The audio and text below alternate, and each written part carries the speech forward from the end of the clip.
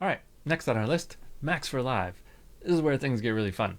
So I mentioned this already once, but Max for Live is kind of like its own programming language that lives within Live.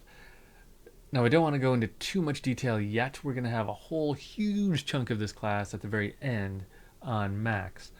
But um, the short version is Max, M-A-X, is a sort of audio, video, MIDI specific programming language, kind of, that's been around for a long time. Um, but a couple years ago, a version of it got built into Live, and recently Ableton bought the company that owns and develops Max. So now Max for Live is kind of part of Ableton.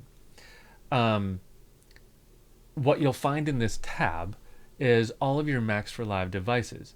Now, what's cool about Max for Live devices is that anybody can make one and you can share them. And you can go to websites where you can find hundreds and hundreds of cool things that people have made.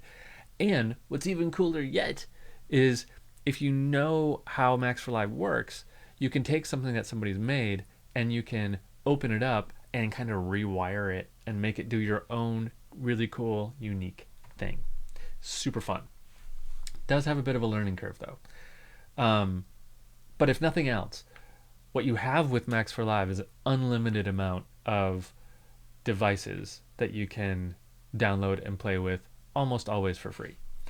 So in this tab, you'll see all your Max for Live devices sorted in three ways: audio effects, instruments, and MIDI effects. Okay, so in each of these categories, you'll see everything you have installed or that you've made that fall into these groups. Okay,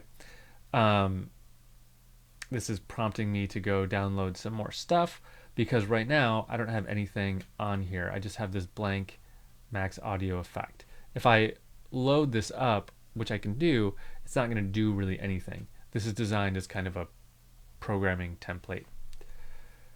But don't think of it as a programming language. It is, but think of it as a way for users to share cool effects and instruments that they've made with each other. So I encourage you to poke around online and find some stuff.